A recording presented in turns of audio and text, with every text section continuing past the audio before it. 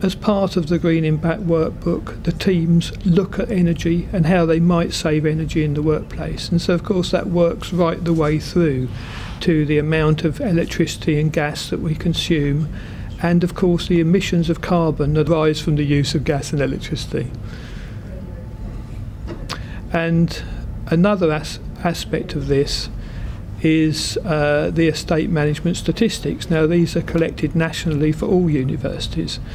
And this year, for the first time, new criteria have come in which cover the emissions from transport, from business use of vehicles, be that flights, rail, taxi, use of private cars on business. Also looking at the emissions from recycling waste and from water and wastewater. So this data is collected nationally, and the University of Kent is then benchmarked against other institutions. So it is one of those key performance indicators for us. Part of the Green Impact project, we actively recruit students under our employability scheme to work as Green Impact project assistants and as Green Impact auditors. And their involvement is also recognised at the awards ceremony, where they get a certificate recognising their work, and this can all be added towards their volunteering points. And once again, we've had a good representation. In fact, we've had 29 teams this year, which is a record for Kent, and a good turnout at the ceremony. Obviously not everyone can come, but most of the teams have been represented here today. And we've had the Deputy Vice-Chancellor here to present the awards, and she's very supportive of the whole event, and in essence it raises the whole profile of Green Impact and sustainability at the University of Kent. So in that sense, those who have participated come along to the awards ceremony, and they realise then that their contribution to sustainability at Kent is recognised from the highest level within the university. A lot of work has gone in this year into building up the Green Impact project even further, bringing together the teams, and then finally to getting us to having 29 teams awarded at this ceremony. So we're really, really pleased at how it's gone. This year we decided to present trees to each of the teams, really bringing sustainability into the theme of the awards. So we hope that these trees will still be standing on university campus for our 100th anniversary. Been kind of working with these teams since November, getting them to go through all the Green Impact criteria and to look at what they do in the work environment and how they can improve their green practices. So this kind of an event is really good because it celebrates all those achievements, and it brings everyone together to kind of realise how big their collective impact is. And during the year we've had newsletters, we've done blogs, we've been at the Refreshers Fair, just to let people know about all the green initiatives going on campus, and that can be anything from the new bio buses to Green Impact, or what Tom's been doing with the environmental campaign in Kent Union. What we want to do next is, having identified what we're doing and raising awareness of what we're doing, is that we'd like to put together a programme of activities that any student in the university can take to learn more about sustainable development. So all of our catering outlets take part in the Green Impact scheme.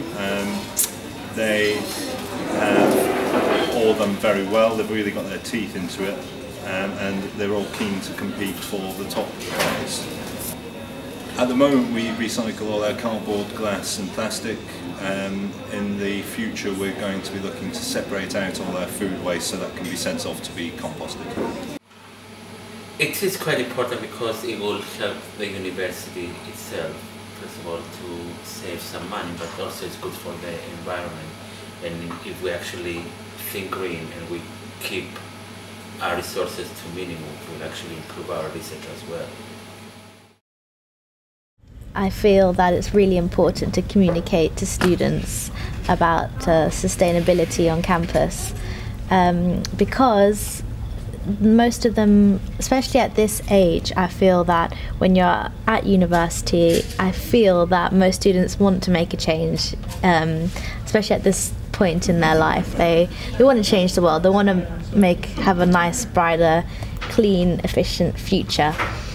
So if we can communicate to them and let them know that you can do that via Green Impact, then that would be fantastic. So that's really what I would love to achieve, just communicating to the students how much is actually out there and available to them, to help them become more green and help the University of Kent, of course. I've loved working with Kent this year. I think that you've got some really engaged staff and teams here, and they've done some really fantastic work. Today was a really great opportunity for the teams to see how the work that they do feeds into the wider picture. I think sometimes teams think that their small actions are quite small scale, but today hopefully they saw that they're part of a much wider programme that's greening not only their department but the whole of the university. The things that I think has worked really well at Kent this year is the work that the politics department have done in engaging their students within Green Impact. So they found that they didn't feel that they had enough capacity to run Green Impact themselves, and so they embarked on engaging a whole load of their students to run it for them.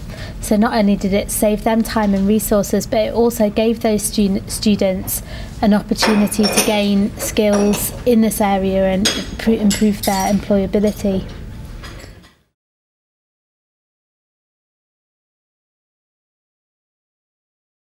Hello, my name's Chris and I'm part of one of the pioneering teams. We are the Celsius Lab, and we've been pioneering bringing the biosciences labs into Green Impact. It was an interesting sort of journey for us because we just started. We're a new lab, which made things slightly easier for us than other labs perhaps, because we could set up our lab according to Green Impact things. So our lab is a lot more organised for Green Impact, and it was quite interesting to go through because there are various things we wouldn't have thought of, and it's made our lab perhaps more efficient because we thought more about where to organise things, where to put plugs, what we should and shouldn't turn on or off. And as a science team, we're part of Ingram and Stacey building, which with all the equipment that's got, it's not the most environmentally friendly building, so it was we had a lot of room to manoeuvre because not much had been done before, so it was quite interesting to see how these various techniques could work, what Green Impact stuff was available for sciences, because like I said, we were a pioneering team, no one had done this before. And we were pleasantly surprised when we got our gold award. We were expecting maybe a bronze or something, but that was brought a huge smile to our face. And we've got our own board outside of our lab now where we put all of our stuff and advertise, and we're right opposite the tea rooms as well, so we get maximum exposure.